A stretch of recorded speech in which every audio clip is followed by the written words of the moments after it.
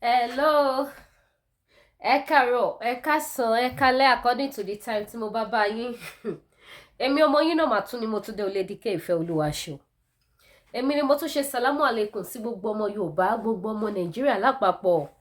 Mo kí gbogbo ẹ̀yin sisi, mo kí gbogbo ẹ̀yin omidan, mo kí gbogbo ẹ̀yin adélébọ̀, mo kí gbogbo ẹ̀yin bàbá màmá, mo kí arúgbó, mo kí oyún inú, mo kí ọmọ ọwọ́, mo kí ọmọ ọmú, mo ní ẹ kú dédé àsìkò. Sí èmi Lédìkẹ́ ìfẹ́ Olúwaṣọ tí mo bá yín o. A kó ìrìn àjò ọdún 2024. Ẹ̀yin ìyá mi, ẹ̀yin bàbá mi. Eléyìí tí mo tún rí ìtúgbẹnu tán o. Ẹ̀yin ìyá, ẹ̀yin bàbá, ẹ̀yin sisi àdúgbò, ẹ̀yin abilékọ, ẹ̀yin side chick. Èyí tá tún rí ìtúgblágbára o. Èyí tá tún gbé wá yìí o. Ẹ bá mi share. Ẹ bá mi pín, ẹ jẹ́ wọ̀ gbòòrò ayé o. Fídíò ọmọbìnrin kan ni mo tún come across sí o. Ṣẹ́rí gbà tọ́jú fídíò yẹn sí mi, mo ní nínú ọdún tuntun. Ara ohun tá máa ń sọ fún ẹ̀yin dádì wípé ẹ lọ lògùn tó dáa kó má bàa gbé ríngì tó ìyàwó yín bọ́ síta. Ẹ lọ lògùn tó dáa kí ìyàwó yín lè gbádùn yín. Kí girlfriend yín lè gbádùn yín. Obìnrin mi, ọ̀rọ̀ ìṣítí gidi lélẹ́yìí. Mo ń gbé fídíò tó ní agbára bọ̀ kẹgbẹ́ ìṣẹ̀lẹ̀ láì. Tí ẹ bá wò mí fún ìgbà àkọ́kọ́, ẹ subscribe sí YouTube channel mi, kẹ́dẹ̀ bá mi share. Ẹ share sínú gbogbo contact. 2024 la wà yìí. Ẹ jẹ́ ká ṣíra wa létí. Ẹ jẹ́ ká ṣe kíni? Ká gbé àwọn ọ̀rọ̀ ńláńlá ká gbé wá, ká jọ fi kọ́ ẹ̀kọ́. Ọ̀rọ̀ tí mo gbé wá, ọ̀rọ̀ tó bani nínú jẹ́ ni gẹ́gẹ́ bí obìnrin, gẹ́gẹ́ bí abiyamọ. Because if care is not taken, ọmọbìnrin yìí lè padà lọ para ẹ̀. Tó bá jẹ́ ni tí ò lọ́kàn ni. Tó bá jẹ́ ọmọbìnrin tí ò ṣe kíni, tí kò ní ọkàn, tí kò ní àmúmọ́ra, ó lè padà lọ para ẹ̀. Ẹ̀yin èèyàn. Ṣẹ́rí gbogbo ẹ̀yin dádì, ẹ̀yin brother, ẹ lọ tún ara yín ṣe. Kì í ṣe owó nífẹ̀ẹ́ o. Obìnrin mi wà, bẹ́ẹ̀ dẹ̀ ni sisi mi wà. Kò sí nǹkan tó mọ̀ jẹ jù láyé ẹ̀ ju oko lọ. Kọ́ṣà máa doni. Kò lè mára dúró ọ̀sẹ̀ kan. Kò lè mára dúró oṣù kan. Obìnrin mi tẹ̀wá mára dúró pé ó pọ̀ jù ló mára dúró oṣù 3. Bẹ́ẹ̀ dẹ̀ làwọn obìnrin mi wà. Mo ní ìyá fẹ́ kọjọ́ tí màámi sọ fún mi wípé 10 years rẹ̀ táwọn ti súnmọ́kùnrin shock me. Ni mo ní lèmi ọlọ́dún 3, ọlọ́dún 2 ni mo wá lọ complain. It shock me. Kì í ṣe gbogbo èèyàn ló lè mára dúró. Èmi gẹ́gẹ́ bí ẹnìkan mo ti ṣe rí 4 years. Èyí tí mo tún wà lẹ́nu ẹ̀mí tẹ̀lé sọdún. But kì í ṣe gbogbo obìnrin ló lè ṣe. Kì í ṣe gbogbo obìnrin ló lè mú ara dúró. Obìnrin mi, ìṣẹ́jú kan ló máa ní kóhun sáré ṣe. Nígbà tí abẹ́ bá bẹ̀rẹ̀ sí ní yún. Tàbí tó ránṣẹ́ sẹ́yìn dádì. Àbí brother. Tó jẹ́ wípé ṣe lẹ kọ́kọ́ ronú ọkùnrin mi wà. Tí either girlfriend àbí àwọn ilé ẹ̀ bá sọ fún wípé kó wá dó òun, ìrònú máa bá yí ẹ̀. Yes. Kò dẹ̀ sí ìrònú ju wípé ààrẹ ò ní tètè dìde. Tó bá tún wọ́n jẹ̀jà dìde tí ó bá tètè wọlé bá inú ọ̀nà ló máa dà sí. Ó mo ṣe pariwo fún yín pé ẹ pè mí kí n fún yín fóònù nọ́mbà ilé-iṣẹ́ tí ẹ National Àbàkẹ́ lọ ra product wọn. Gbogbo ẹ̀yin tí ìdákọ́lẹ̀ bá yọ lẹ́nu. Ìdákọ́lẹ̀ ló máa ń pè. Gbogbo ẹ̀yin tẹ́ lè perform dáadáa. Ààrẹ lélẹ́yìí tá fẹ́ gbé wá fún yín yìí o. Mo dẹ̀ mọ̀ wípé tẹ́ bá gbọ́ sórí ọ̀rọ̀ ọmọbìnrin yẹn, ó máa shock ẹ̀yin èèyàn gan pàápàá. Ẹ̀yin dádì, ẹ tún ara yín ṣe, ẹ̀yin mọ́mì, ẹ̀yin sister. Ẹni tẹ́ mọ̀ pé nífẹ̀ẹ́, tẹ́ mọ̀ pé problem ẹ̀ ni pé kò kí lè dòye dáadáa. Ẹ tún ara ṣe fún. Fún àǹfààní ara titi yín ni kẹ́ bá má padà ṣẹ̀sín. Nítorí pé kíni, ẹni tẹ́ fẹ́ gbé kíni ìlọ́ba tó ń jìyìn dáadáa tó ń dùn mọ́ yín. Ẹ mọ̀ bí tó máa ti dúró dè yín. Ọkùnrin mi wà, ó máa ti torí pé ìyàwó oníyàwó, ó ń gbádùn bóun ṣe ń bá sùn. Á dẹ̀ ṣe fídíò record ẹ̀ sọ́wọ́, á máa fi threat ẹ̀. Òun ló máa ń mú obìnrin mi bí ọmọ àlè. Nígbà tó bá bẹ̀rẹ̀ sí ní threat ẹ̀ wípé wo tí ò bá ti gbà, tó bá ti lóyún fún mi kó bí kan fún mi, máa tú àṣírí ẹ̀. Ọkọ ẹ̀ dẹ̀ máa lé ẹlé. Ẹni tí ò dẹ̀ fẹ́ pàdánù ilé ọkọ tó jẹ́ pé torí pọ́kọ ò kàn dó dáadáa, kan má kan tó wà ń bẹ̀. Oko iná ni wọ́n dó dáadáa, bókó ọkọ ẹ̀ kéré. Àbí tọ́kọ ẹ̀ bá ti ṣe ẹ̀kan kò lè ṣe ẹ̀ méjì. Ló ṣe kíni, ló ṣe wá yànlè. A wá gbà fọ́nà. Torí kò fẹ́ kílé aláyọ̀ ẹ̀ kó di ilé ìbànújẹ́, ilé tó ti bímọ sí. tọkàn ṣe gbogbo nǹkan tó fẹ́ fún tó jẹ́ pé ṣùgbọ́n kan ṣoṣo tó wà ńbẹ̀ náà nìyẹn. Ohun mo ṣe sọ fún yín Lady K Olúwaṣeun pé ẹ̀yin mọ́mì ẹ help àwọn daddy ẹ help àwọn brother. Ẹ má jẹ́ káwọn tó máa gbé wígì tó yín bọ́ síta. Ẹ wo ohun tó ṣẹlẹ̀ ní last year, another one ló tún ti dé lọ́dún yìí o. Last year ṣé mọ́yé celebrity tí wọ́n gbé ìwòwò wọn síta. Kí lorúkọ lady ń jẹ́ Lawal, Jùmọ̀kẹ́ Lawal àbí kí ló ń jẹ́? Wọ́n gbé sex ẹ̀ jáde. Sex video wọ́n gbé síta. Èmi yìí ní lọ́wọ́ mo wò dáadáa. Mo wò. Same thing Tiwa Savage. Àtàwọn tó tún jẹ́ celebrity bẹ́ẹ̀. Kí ni ìṣòro tán ní kì í ṣòwò ní problem wọn o. Kọ́kọ́ náà bó bá bù wọn gidi. Ìṣòro wọn nìyẹn o. Ẹ wá wo outcome ẹ̀ fún wọn. Òun náà tún lọ sí bẹ̀rẹ̀ 2024 electric. Early 2024 wọ́n ti pa àwọn èèyàn lọ́pàkúpa. Early 2024 wọ́n ti gbé Ihoho Ọmọ síta. Early 2024 àwọn ètò ti ṣàgbákò ikú òjijì ti ṣàgbákò ikú òjijì. Àwọn tó ti kó sọ́wọ́ ajínigbé ti jí wọn gbé. Àwọn tó ti kó sọ́wọ́ àwọn tó fẹ́ fi wọ́n ṣògùn owó wọ́n ti fi wọ́n ṣògùn owó. A sọ fún yín pé 2024 máa lẹ́tìkẹ̀. Ṣùgbọ́n Ọlọ́run ò ní jẹ́ kó kan èmi àti gbogbo ẹ̀yin olólùfẹ́ mi. Àtẹ̀yin tẹ́ ní etí tẹ́ fi ń gbọ́rọ̀. Now ẹ jẹ́ ká gbọ́ ìṣẹ̀lẹ̀ tó ṣẹlẹ̀ sọ́mọ obìnrin. Ẹ bá mi share program yìí. Ìṣẹ̀lẹ̀ yìí ní agbára, nǹkan ìbànújẹ́ ni. Gbogbo ẹ̀yin daddy tí ẹ bá mọ̀ wípé ẹ tẹ́yàwó yín lọ́rùn tó, ẹ má tètè dálẹ̀, ẹ tún ara yín ṣe kí ayọ̀ yín má bá padà wá di ìbànújẹ́. Àbí ọkùnrin tó fẹ́ fẹ́yàn, àbí tó ti gbéyàwó sílé, àbí tí ìyàwó ẹ ti bímọ fún ẹ, tó wá padà rí fídíò òwò ìyàwó ẹ, tó wá gbé ojú ara ìyàwó ẹ yàkàtà báyìí, tó gbé sórí social media. How will you feel? Ṣé lẹ́yìn ò ti dilé ìbànújẹ́? Ẹ dẹ̀ ti bọ́ lọ́hun yín dá máa jẹ̀mú. Ẹ ti proud of yourself wípé kò sí kan tó máa mú yín tẹ́ máa fẹ́yàwó méjì. Ẹ jọ ṣe máa lè cope pẹ̀lú obìnrin bẹ́ẹ̀ yẹn mọ́. Is a question. Ṣé ẹ máa lè cope? Irú obìnrin bẹ́ẹ̀ yẹn gan pàápàá gan ṣé ìtìjú máa jẹ́ kó lè dúró lé ọkọ yẹn mọ́? Òun ló máa ń mú obìnrin mi tó máa fi ń gbẹ̀mí ara wọn. Àìmọye obìnrin. Ìṣẹ̀lẹ̀ kan ṣẹlẹ̀ ní about 4 years ago ní Àkútè. Ó trend dáadáa lórí social media. Tó jẹ́ pé tí ọkọ bá ti lọ síbi iṣẹ́, ọlọ́kadà tó ń bá ìyàwó gbé àwọn ọmọ lọ sí school, òun ló wá ń bá ìyàwó sùn tó ń kọ fún gidi. Àwọn aládùúgbò dẹ̀ ti sọ fọ́kọ, ọkọ dẹ̀ ń ṣiṣẹ́ Island. Tẹ́ bá lọ sórí Boomplay àbí kí ló ń pè, fídíò yẹn wà ńbẹ̀. Ìyàwó ilé Àkútè ẹ fi wá jáde ẹ máa bá ńbẹ̀. Ó wà ńbẹ̀, ó wà lórí YouTube náà, ìyàwó ilé Àkútè. Ọlọ́kadà tó máa bá gbé àwọn ọmọ lọ sí school, òun ló wá kó ìbásùn fún burúkú nítorí pé kí ni ó ń kó fún dáadáa, ó ń kó náà bo váàbù. Ẹ̀yin dádì mi, ẹ̀yin brọ́dà mi, mo bẹ̀ yín. Ẹ̀yin mọ́mì mi gan, mo tún bẹ̀ yín ìyá gan pàápàá gan. Ẹ má useless ara yín nítorí okó. Àwọn ewé àti egbòogi wà táwọn ọkọ yín lè lò tó jẹ́ wípé fún ara yín gbé máa sá fún wọn. Máa gbọ́ bàbá wo má lọ àgúnmu yẹn lọ́sẹ̀ yìí o. Oṣù kan sísìn máa lò jọ torí Ọlọ́run má ṣe mí léṣe sínú ilé. Ọlọ́run gbọ́ iléeṣẹ́ TLE ni. Kì í ṣe pé mo fi polówó ọjà. Ó pẹ̀lú kan tí mo ṣe gbé fídíò yìí wá nígbà tí mo rí fídíò ìpara nǹkan tá à ń sọ nìyẹn. Kí ló lè fa ilé tó ṣẹlẹ̀ sí ọmọbìnrin? Àdúrà ní ká máa gbà báyìí sí kọ́ ọmọbìnrin yìí má para ẹ̀.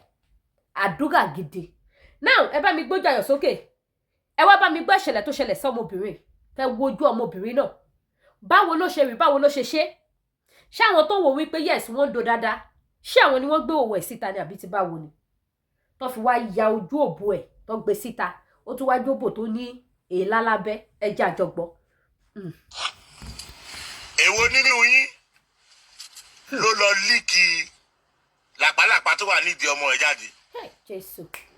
Tá a bá sọ ọ̀rọ̀ tí wá Savage lẹ gbé sórí tẹrù sórí káàkiri justice tẹ́ ń wá justice pre-selected justice tẹ́ ń wá Nàìjíríà yẹn. Ẹ gbé àwọn kan àbófù ẹnìkan ní Nàìjíríà. Ọ̀rọ̀ celebrity lẹ máa gbé sórí káàkiri. Now fight fún Tiwa Savage but at the same time gẹ́yìn yìí ọmọ Nàìjíríà náà ni o. Ibi tó sùn sí ìtakọ́ ló sùn sí o, inú ilé ló sùn sí. Ó jẹ́ deserve privacy ẹ̀ at all cost. Ibi inú ilé tó sùn sí yẹn náà ni àwọn kan tí wọ́n ti ṣe fídíò làpálàpá tó wà nídìí ẹ̀ wọ́n dẹ̀ post ẹ̀. Báyìí sì ṣe mọ̀ pé ọmọ ilé para pẹ̀lú làpálàpá tó wà nídìí ẹ̀ tẹ̀ líìkì jáde. Ta ni ò ní pọ́blẹ́mù lára?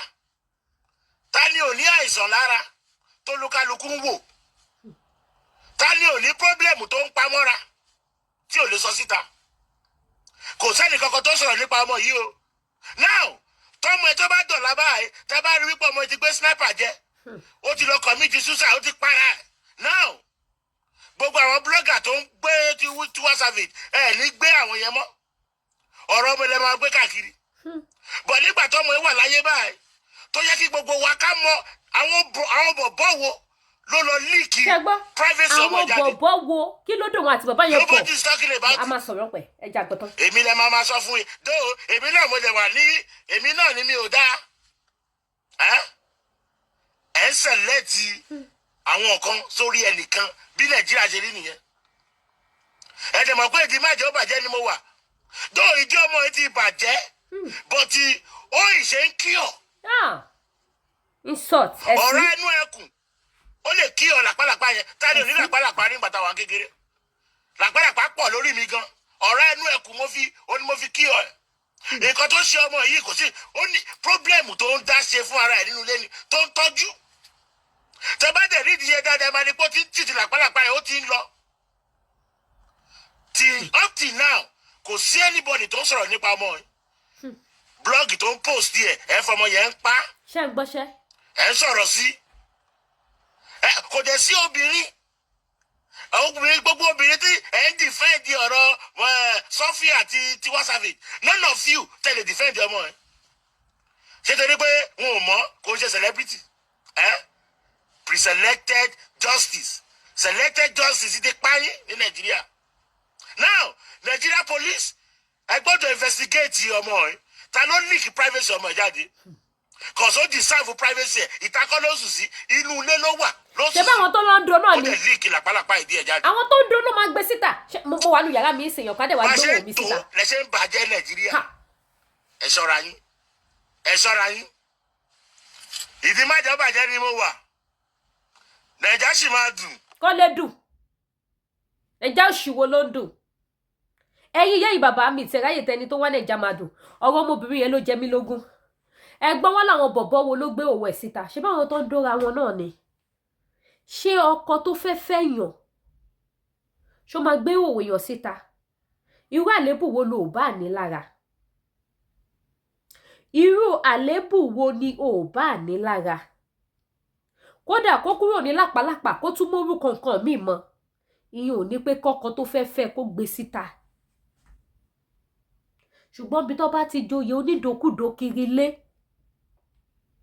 Bọ̀bọ̀ tó dún ẹlẹ́ni tó dùn mọ́. To satisfy ẹ tó ṣeré fún tó gbé trabayé bó ṣe dọ́gí ló ń ṣe kíní kánọ̀kò ló ń ṣe ṣínà fún ló ń ṣe gbogbo ẹ̀ fún lóríṣiríṣi style. Ìjọ tó bá ní o ò ṣe mọ́ ẹ̀yin mọ́mì ẹ̀yin sisters ẹ̀yin dáàdì ẹ kẹ́kọ̀ọ́ o ẹ má nítorí obìnrin ló ṣẹlẹ̀ sí o.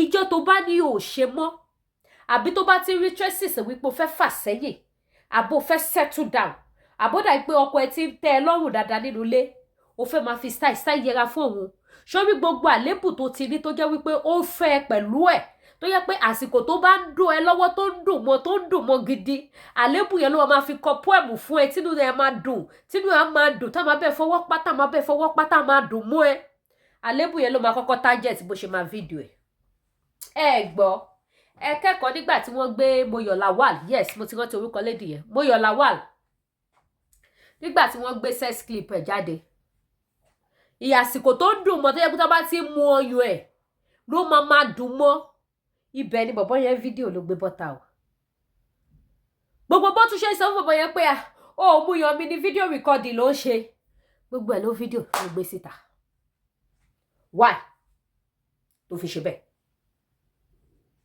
why tó fi ṣe bẹ́ẹ̀ ó ti mọ̀ pé key point ẹ̀ nìyẹn káyé lè rí wípé ó gbádùn tó bá ń do lọ́wọ́ kó ọmọkọ́ máa mú yàn òun ló dín fáfútẹ́lẹ̀ náà bọ̀bọ́ yẹn ti mọ̀ ẹni tó gbé síta ìkọ̀kọ̀ ti fẹ́ ṣẹlẹ̀ láàrin wọn ló ṣe gbé síta àǹkódẹ̀ tó gbé síta ìyẹn ò ní mọ̀gbà tó máa ti fídíò ẹ̀ sọ́wọ́ á dẹ̀ máa fi stretch ẹ̀ bèbí àròbí kò lè ṣe bẹ́ẹ̀ ìyá máa wò pé kò lè ṣe ó ti gbé síta báyìí sí ọmọbìnrin tí ń sunkún kiri fọ́tò ọmọbìnrin náà lẹ́ ń wò yìí ẹ̀yin mọ́mí ẹ̀yin dádì ẹ tún lè yín ṣe ohun tẹ́ bá ní ẹ jẹ́ kó tẹ́ yín lọ́rùn. Ẹ má joyè onídòkúdò, ẹ má joyè àǹfààní àdúgbò, ẹ má joyè side chick, ẹ má joyè kíni side chick, ẹ má joyè àǹfààní àdúgbò, ẹ má joyè kò mọ́kọ̀. Kí ló mú mi láti ìgbà tí mi ò rí máa rí? Èmi Àyọ̀ká ọmọ ọlọ́mọ màá jẹ́ kẹ́ lọ gbé ringtone á sí bọ́tà ringtone bèbí Kingsway níbo ọgbẹ̀tì.